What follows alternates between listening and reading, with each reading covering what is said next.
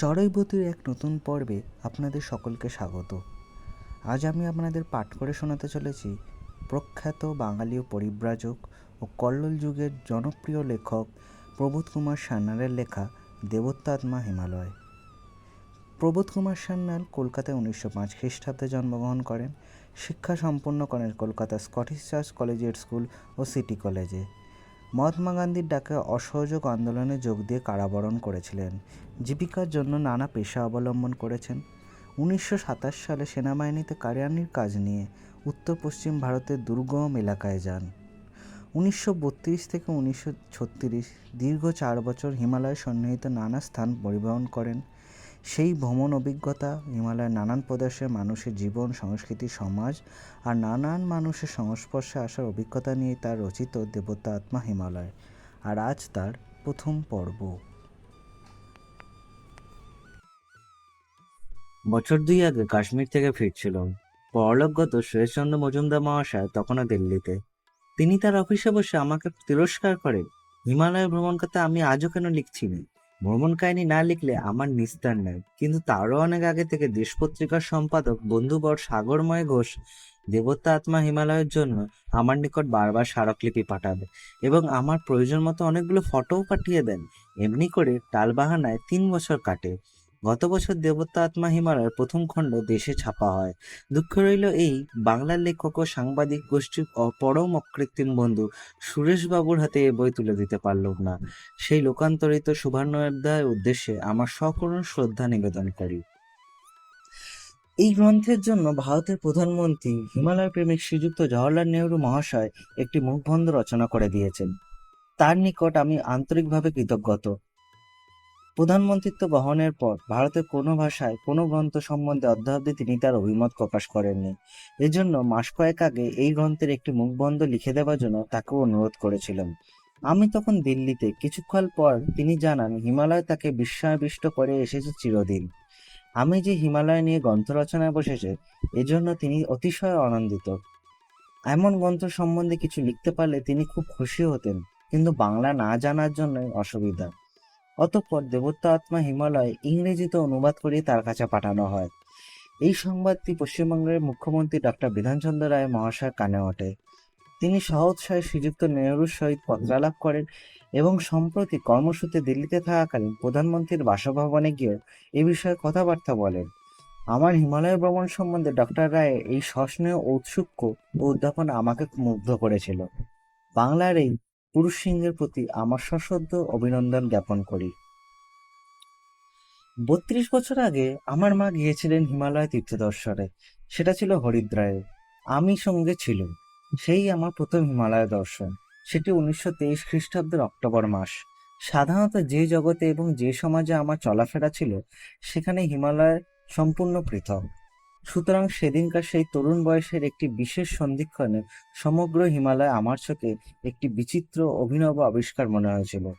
নূতনের আকস্মিক আবির্ভাবে চমক লেগেছিল আমার জীবনে।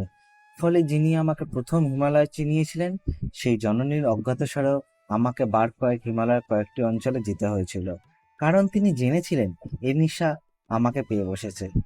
অতঃপর ভারতীয় সৈন্য বিভাগে চাকরি পেয়ে প্রায় 1.5 বৎসর কাল আমি হিমালয়ে বাস করেছিলাম। সেটি পীর পাঞ্জাল পর্বতশ্রেণীর কুমারী নামক অঞ্চলে, অধুনা পশ্চিম পাকিস্তানের অন্তর্গত।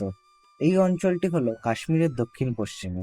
এখানে বসবাসকালীন আমি সীমান্তের নানা পার্বত্য অঞ্চলে চলাফেরা করি।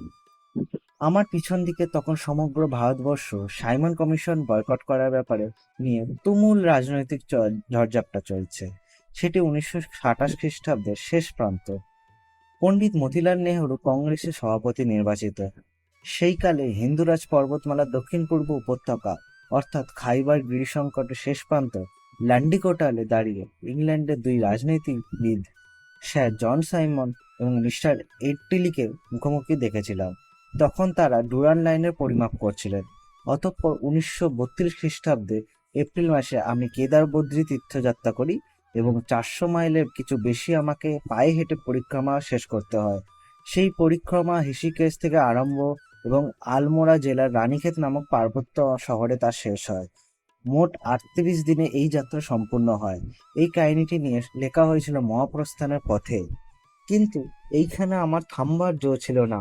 1932 থেকে 1936 অব্দি বারবার অবিশ্রান্তভাবে আমাকে হিমালয়ের বিভিন্ন স্থান পরিভ্রমণ করতে হয়, এবং এই সময় থেকে অদ্যাবধি নানা অবস্থায় আমার একাধিক বন্ধু ও বান্ধবীর সঙ্গ ও সহযোগিতা লাভ করে এসেছি। তাদের অনেকেই স্বনামে এবং ছদ্মনামে দেবোত্ত আত্মা হিমালয় এই বইতে এসছেন, এবং এই গ্রন্থের দ্বিতীয় খণ্ডে আর অনেকেই আসবেন। হিমালয় ভ্রমণে ফাঁকে ফাঁকে আমি সুদীর্ঘকাল ধরে একাধিকবার ভারতে বহু স্থানে পরিভ্রমণ করে বেড়াই, এবং সেই পথ আজও শেষ হয়নি। এই প্রসঙ্গে সেসব আলোচনা বেমানান, কিন্তু হিমালয়ের তার আপন স্বকীয়তা এবং স্বভাবীয় বৈচিত্র্য আমার কাছে পরম বিস্ময়জনক বিষয়বস্তু।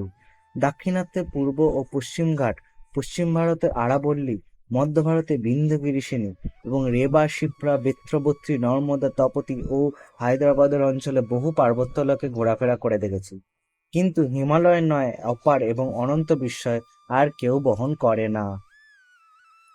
এই গিরিশৃঙ্গমালার তলায় তলায় বিচরণ করতে গিয়ে হৃদয়বান পর্যটকের নিজস্ব প্রকৃতি আচরণ, চিন্তাধারা, ধ্যান ধারণা সমস্ত সাময়িক কালের জন্যই পরিবর্তিত হয়। এটি বারবার অনুভব করেছি। যে আত্মগত ভাবটি পর্যটককে পেয়ে বসে সমতল জগতে, সেটি দুর্লভ। আমার বিশ্বাস, ভাবনার এত বড় আশ্রয় হিমালয় ছাড়া আর কোথাও নেই। 25 বছর আগে হিমালয় নিয়ে আজকের মতো এত আলোচনা এবং গবেষণা ছিল না। সেদিন অবধি বাংলা সাহিত্য ক্ষেত্রে প্রধানত যারা হিমালয়কে সুপরিচিত করেন, তাদের মধ্যে স্বর্গত জলধর সেন, সত্যচরণ শাস্ত্রী এবং শিল্পাচার্য শ্রীযুক্ত প্রমোদ কুমার চট্টোপাধ্যায়ের নাম বিশেষ শ্রদ্ধার সঙ্গে স্মরণীয়। এরা ছাড়াও অনেকে আছেন যারা এদের মতো হিমালয়ের এক একটি বিশেষ অঞ্চলে তীর্থযাত্রা করে এসে গ্রন্থাদি রচনা করেছেন। এ ভিন্ন যে সকল ইউরোপীয় জাতি বিভিন্ন সময়ে হিমালয়ের অগণ্য শিখর বিজয়ের অভিযান করেছেন, তাদের অনেকের রচনা জনসাধারণের কৌতূহলকে নাড়া দিয়েছে, কিন্তু ব্যাপকভাবে হিমালয় নিয়ে আলোচনা উঠেছে সম্প্রতি কয়েকটি প্রতিষ্ঠান ও কয়েকখানি হিমালয় সম্পর্কিত সাময়িক পত্রিকার সাহায্যে। এছাড়াও আরেকটি কারণ আছে। এতকাল ধরে হিমালয়ের সমগ্র চেহারিটি ছিল দুস্তর, দূরতিক্রম্য এবং নিরুৎসাহকর। ইদানিং পেট্রোল চালিত যানবাহনদের সহায়তায় হিমালয়ের প্রথম এবং দ্বিতীয় স্তর অনেকটা সুসাধ্য হয়েছে। আজ সমুদ্র সমতা থেকে 9,000 ফুট উঁচু অবধি মোটর গাড়ি চলাচল করতে পারে। আনাগোনা কতকটা সহজ হয়েছে বলে শিক্ষিত সাধারণের এদিক ওদিক চোখেও পড়েছে। হিমালয় নামটি নতুন। এর আদি পৌরাণিক নাম হলো মহাহিমবন্ত। ভূতাত্ত্বিকবিদরা বলেন, মাত্র 6 কোটি বছর আগে সমুদ্রগর্ভের নিচেকার প্রাকৃতিক আলোড়নের ফলে হিমালয় ক্রমশ মাথা তুলে দাঁড়ায়। ফলে গঙ্গা উপত্যকার সঙ্গে উত্তর পূর্ব পাঞ্জাব এবং কাশ্মীর উপত্যকার সৃষ্টি হয় এবং গঙ্গা মোহিত হলে অবতীর্ণ হন। এখনো হিমালয় 2/3 নাকি ভূগর্ভে। এই মহাহিমবন্তের শাখা প্রশাখার আরম্ভ ব্রহ্মদেশ থেকে চীন তিব্বত সীমানা, এবং সেখানে থেকে আসাম, বাংলা, নেপাল হয়ে কুমায়ুন, পাঞ্জাব, কাশ্মীর, হিন্দুকুশ ও আফগানিস্তান হয়ে মধ্যপ্রাচ্যের প্রান্তে চলে গেছে। সমগ্র হিমালয়ের দৈর্ঘ্য কম বেশি 5,000 মাইল এবং প্রস্থে কোথাও 500 মাইল, আবার কোথাও কোনো কোনো জায়গায় স্থলে তারও বেশি। পৃথিবীর অপর কোনো পর্বতশ্রেণীর দৈর্ঘ্যের সঙ্গে হিমালয়ের তুলনা চলে না। কোনো ব্যক্তির পক্ষে এক জীবনে সমগ্র মহাদেশ প্রসারিত এই গিরিশ্রেণী আগাগোড়া পরিভ্রমণ করা সম্ভব নয়। কয়েকটি প্রসিদ্ধ তীর্থস্থান ছাড়াও হিমালয়ে শত সহস্র দেবমন্দির বিদ্যমান। এদের অধিকাংশই প্রাচীন মহিমা সাক্ষ্য দিয়ে চলেছে। আধুনিককালে কোনো ধনপতি হিমালয়ের কোনো গহন লোকে গিয়ে দেবস্থানের প্রতিষ্ঠা করেছেন, এ দৃশ্য চোখে পড়ে না। তবে ধর্মশালা এবং মন্দির সংস্কারাদি কোথাও কোথাও দেখেছি বটে। সে যাই হোক, হিমালয়ে হিন্দু তীর্থরাই আমরা জেনে এসেছি, কিন্তু বৌদ্ধ ও জৈনদের তীর্থমন্দিরও যে অগণ্য, এ কথাটাও মনে রাখা দরকার। ভগ্নী নিবেদিতা এককালে এই নিয়ে সামান্য কিছু আলোচনাও করে গেছেন। খ্রিস্টানদের কীর্তি কিছু নাই, কিন্তু তবে প্রায় প্রত্যেক পার্বত্য শহরে একটি অথবা একাধিক গির্জা বর্তমান। মসজিদের সংখ্যা পূর্ব হিমালয় একেবারেই নগণ্য, তবে পশ্চিম হিমালয়ের দিকে কোথাও কোথাও চোখে পড়েছে। মন্দিরের পথ যত দুস্তর ততই তার আকর্ষণ, মসজিদের পথ যতই সুসাধ্য ততই তার জনপ্রিয়তা। হিমালয়ের কোনো দুর্গম অঞ্চলে একটিও মসজিদ নেই। হিমালয় পর্যটক বলে যে আমি সঠিক তীর্থযাত্রী, একথা সত্য নয়। তীর্থযাত্রাটা গৌণ, হিমালয় পর্যটন হলো মুখ্য। লক্ষ্যটা আনন্দের, উপলক্ষ্যটা তীর্থের। হিমালয়ের রং মেখেছি আমি সর্বদেহ মনে, রস পেয়েছি সর্বত্র। ইংরেজি ভাষার এই পরিভ্রমণের সত্যকার সংজ্ঞা হলো অ্যাস্থেটিক। কেবলমাত্র তীর্থযাত্রা করাই যদি মূল উদ্দেশ্য হতো, তাহলে যদি বদ্রীনাথ মন্দিরে ঢুকে বিষ্ণুমূর্তি দর্শন করলাম, সেই দিনই আমার গাড়োয়াল দেখা শেষ হয়ে যেত। কিন্তু তা হয়নি। সমগ্র কুমায়ুনে আমাকে ৮-১০ বার ভ্রমণ করতে হয়েছে। হিমালয়ের সকল তীর্থদেবতা দর্শন মোটামুটি ১০ বছরে শেষ হয়, কিন্তু ৩২ বছরও আমার কাছে হিমালয় শেষ হয়নি। আমি ভক্তি ভাসমান নই যে মন্দিরে ঢুকে ঠাকুর দেখা মাত্রই ভাগান্বিত হয়ে চক্ষে আষাঢ় হয়ে যাব, কিন্তু দুর্গম পাহাড়ে কোথাও অধ্যাস্তনার কেন্দ্র হিসাবে দেখলে আমি আনন্দ পাই। ওর মধ্যে মানুষেরই মহিমাকে দেখতে পাই, যে মানুষ দুঃসাধ্য পথে গিয়ে দেবস্থান বানিয়েছে।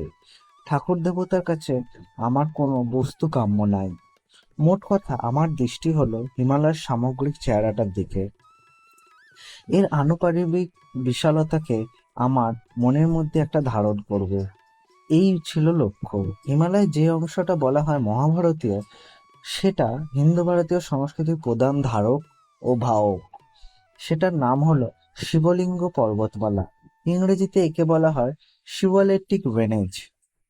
এর দৈর্ঘ্য ৬০০ মাইলের কম নয়, কিন্তু এর বাইরে হিমালয় অনেক ব্যাপক। ২০০০ বছর আগে ভারতের মানচিত্র যে সংকেত পাওয়া যায়, তাতে তার পশ্চিম সীমানা নির্দিষ্ট হয় সোলেমন গিরিশ্রেণী এবং উত্তর পশ্চিমে হিন্দুরাজ পর্বতমালার সীমানা অবধি। রাজনৈতিক কারণে যুগে যুগে মানচিত্র পরিবর্তিত হয়, এ আমরা জানি, কিন্তু আমরা যতদূর জানা গেছে, মাত্র ১০০ বছর আগেও পামির উপত্যকার একটা অংশ ভারতের অন্তর্গত ছিল, অর্থাৎ হিন্দুকুশ এবং কারাকোরাম ওরফে কৃষ্ণগিরিশিরি ভারতের উত্তর প্রাকার হিসাবে নির্দিষ্ট ছিল। এই দুই পর্বতমালার অপর প্রান্তে পামির মালভূমি পড়ে গেছে বলে সম্ভবত পামিরকে আমরা হারিয়েছি। অবশ্যই কথাটা মনে রাখা দরকার, হিমালয়ের বহু অঞ্চল আজও অনুধর্ষিত, তাদেরকে নোম্যান্স ল্যান্ড বলে, ভুল হবে না।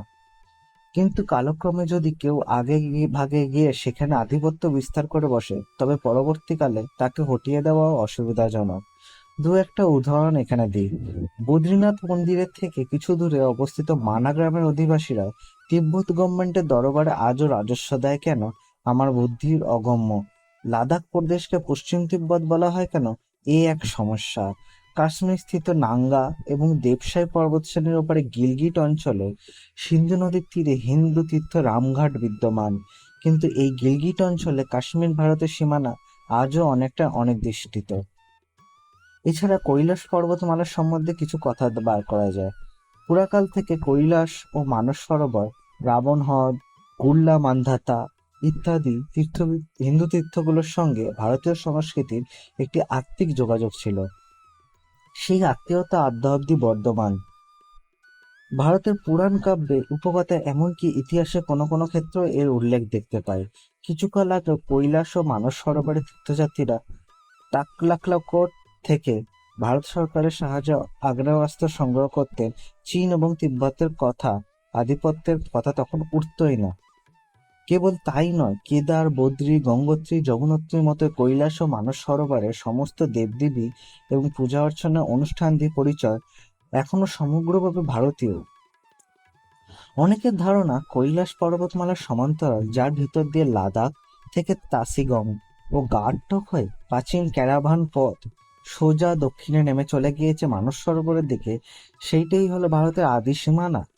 দেখা যাচ্ছে অদ্বৈতবাদী ভারতবর্ষের স্বাভাবিক ঔদাসীন্যের ফলে যুগ যুগান্ত কাল ধরে ভারতবর্ষ বারংবার দ্বিধাবিভক্ত হয়ে চলেছে এবং এক এক যুগে এক এক টুকরো ভূভাগ কেটে নিয়ে যাচ্ছে বাইরের লোকে। সুতরাং আজ যদি কেউ বলে ভারতের উত্তর ভূভাগ হিন্দুকুশ, কারাকোরাম এবং কৈলাস পর্বতমালার দ্বারা প্রাকার বেষ্টিত, আমি তাকে অবিশ্বাস করতে সাহস করব না। পুরাকালে আর্যরা যদি ভারতের ঐক্য সাধনার আচিন্মনি মন্ত্রে সাতটি নদনদীর সঙ্গে ব্রহ্মপুত্রকেও সংযুক্ত করতে, তাহলে ভুলটা ঘটতো না।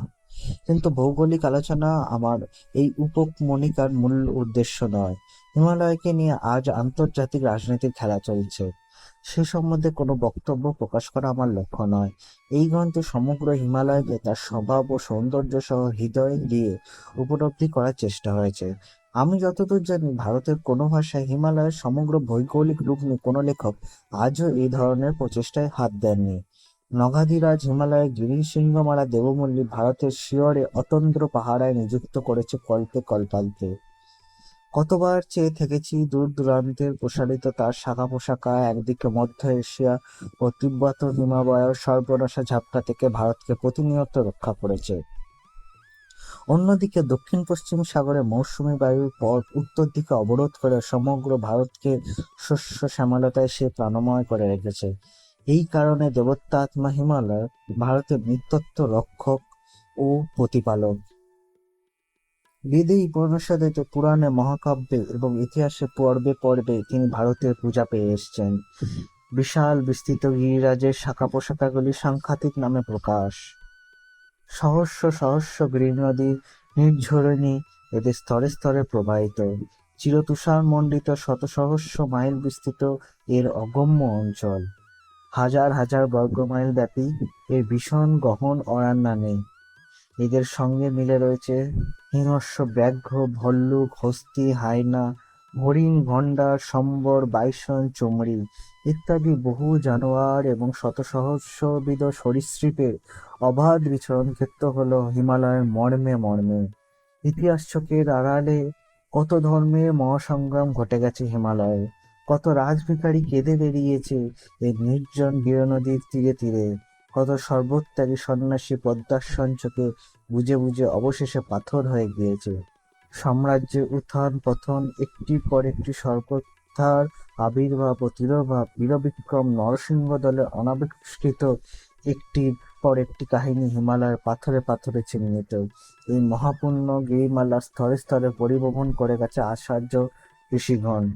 তারপর একে একে গৌতম বুদ্ধ, মহাবীর, রামানন্দ, সম্রাট অশোক, আচার্য শঙ্কর, শ্রীকান্ত, দীপঙ্কর, মহাকবি কালিদাস, গুরু নানক, কবির এবং একালেও দেখেছি রাজা রামমোহন, রবীন্দ্রনাথ, বিবেকানন্দ, গান্ধীজি, সুভাষচন্দ্র, জওহরলাল প্রভৃতি মনীষীরা কোনো না কোনো হিমালয়ে নিজ নিজ অস্থায়ী বাসা বেঁধেছিলেন।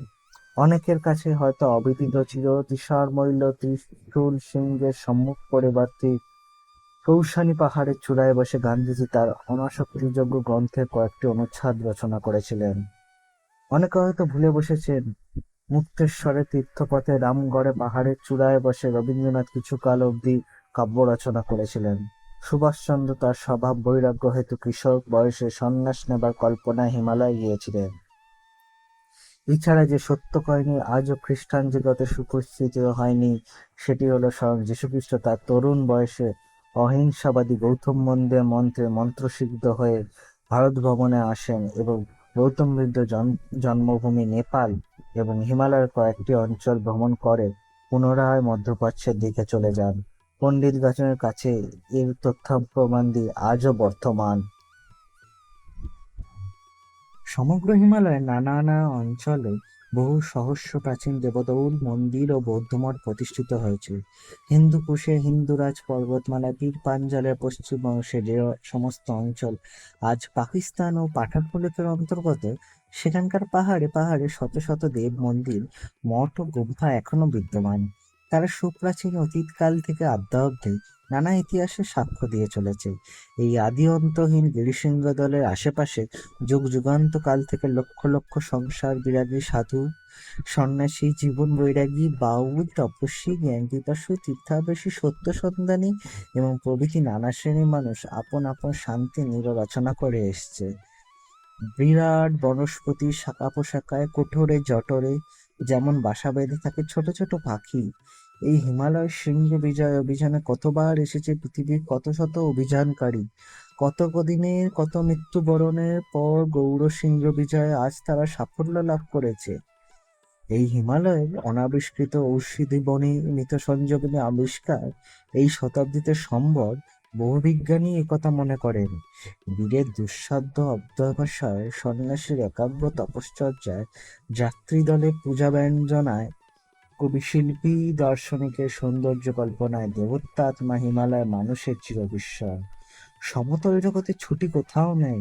আমাদের চোখ, মন, চিন্তা, কল্পনা এরা নিতান্তই বিভ্রান্ত। প্রতি মুহূর্তে মনে ছোট বিষয় থেকে বিষয়ান্তরে দৃষ্টি আকৃষ্ট হচ্ছে অবিশ্রান্তভাবে একটির থেকে অন্যটিতে।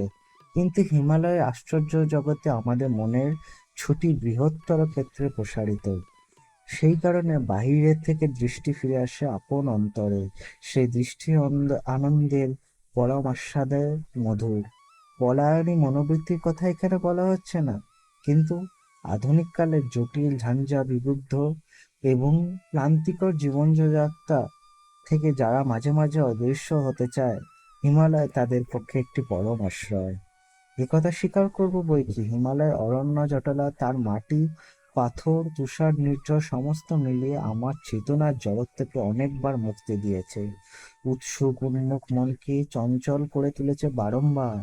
হিমালয়ের ডাক দুঃখ দেয় অনেক সময়, কিন্তু দুঃখের মধ্যে প্রাণপার্বণে উদ্বোধনও ঘটায়। মনে মনে আনন্দ উৎসবে যে সাড়া পড়ে যায় বাইরের লোকের কাছে, সেটি হয়ে থাকে দুর্বোধ্য। ধ্বনিকে ধারণ করে কেবলমাত্র সেই ব্যক্তি, সে যে নিত্য উৎকর্ণ। সবাই সে ডাক শোনে না। দেবোত্ত আত্মা হিমালয়ের প্রথম খণ্ড প্রকাশকালে তাদের কথা স্মরণ করি। এই সুদীর্ঘকালের মধ্যে যারা মাঝে মধ্যে আমার সঙ্গী হয়েছিলেন, তাদের কেউ কেউ জীবিত নেই এখন, এবং অনেকের খোঁজ খবরও জানি নে। আমি যে একজন লেখক ও গ্রন্থকার, এ পরিচয় অনেকের নিকট গোপন করা ছিল। আজ সেই সব নামহারা বাঙালি অবাঙালি নরনারীকে মনে পড়ছে, যাদের সঙ্গে একত্রে কেটেছে অনেক দিন এবং যাদের সেবা করে আমি আনন্দ পেতুম। কোনো কালে হিমালয় নিয়ে তাদেরই জনৈক সহচর গ্রন্থ রচনা করবে, এই নিয়ে অনেকের ধারণা বহির্ভূত ছিল। আমার সেই সব অজ্ঞাত, অখ্যাত, অপরিচয় সঙ্গী ও সঙ্গিনী, জীবিত ও মৃত, যারা এককালে আমার পথে পরমাত্মীয় হয়ে উঠেছিলেন, এই গ্রন্থ প্রকাশের প্রাক্কালে তাদের সকলের উদ্দেশ্যে আমার আন্তরিক প্রীতি, কৃতজ্ঞতা ও শ্রদ্ধা নিবেদন করি। সমাপ্ত হলো দেবোত্তাত্মা হিমালয়ের প্রথম পর্ব। খুব শিগগিরই ফিরব এই গ্রন্থের দ্বিতীয় পর্ব নিয়ে। নমস্কার।